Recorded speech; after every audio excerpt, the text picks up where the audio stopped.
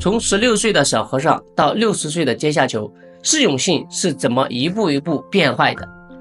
你知道吗？释永信刚出家的时候才16岁，那是1981年一个皖北农村的孩子，跟着师父在少林寺扫地、挑水、念经。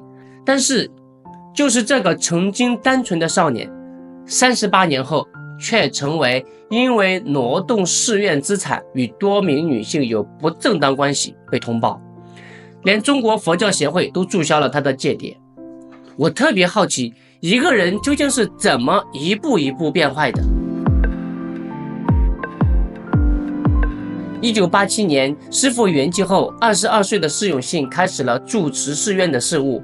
一个22岁的年轻人，突然间所有人都要听他的，那是什么感觉？那个时候，释永信很拼，为了重振少林寺，他到处跑关系、找资金，甚至自己学开车去谈项目。慢慢的，他发现权力这个东西真的很好用。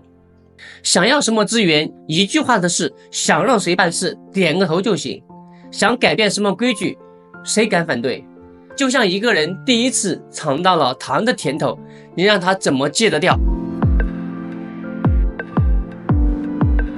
释永信最开始收红包的时候，心里也是有愧疚的，但是他很快就找到了理由。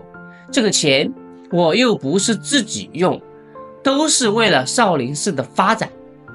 佛法要与时俱进，总不能让少林寺穷得叮当响吧。聪明的释永信总能找到让自己安心的理由。后来有个和尚私下跟人说过，释永信经常讲，我这是在行菩萨道，普度众生需要方便法门。什么叫方便法门？就是为了达到好的目的，采用一些灵活的手段。听起来是不是很有道理？这就是心理学上说的道德脱敏，一点点降低自己的道德标准，直到完全麻木。你以为释永信身边都是什么人？有商人跟他套近乎，师父，你这是在弘扬佛法。有女信徒对他崇拜，师父，你太有智慧了。想象一下，38年来每天都有人这样吹捧你，你还能保持清醒吗？在少林寺，没有人敢质疑释永信的决定，谁要表达不同意见，很快就会被边缘化或者请出去。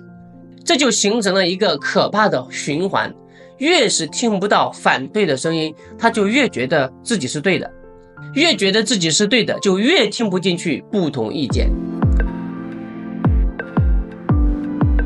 我看过一个报道说，释永信在郑州有别墅，在北京有房产，甚至还有私人飞机。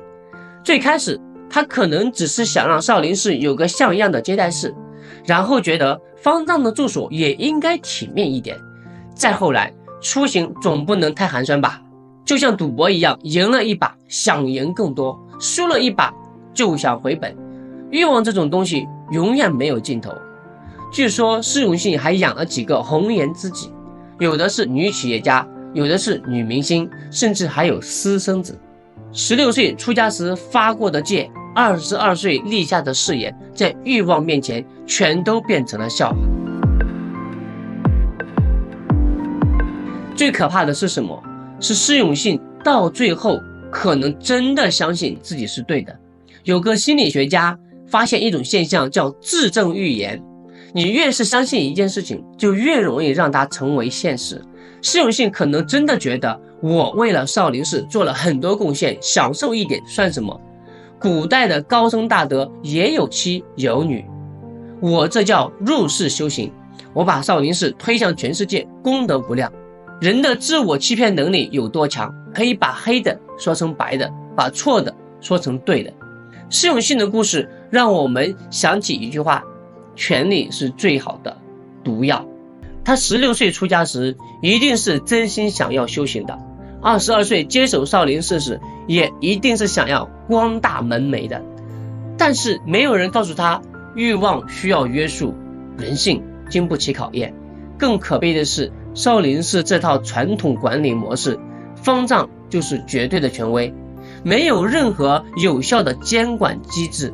在这种制度下，释永信变坏几乎是必然的。适用性的堕落给了我们3个警示。第一个，永远不要考验人性，再好的人在没有约束的环境下也可能会变坏。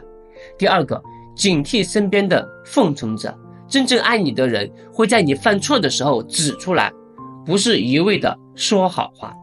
第三，保持敬畏之心，不管你有多大的权利，多高的地位，都要记住自己也是普通人。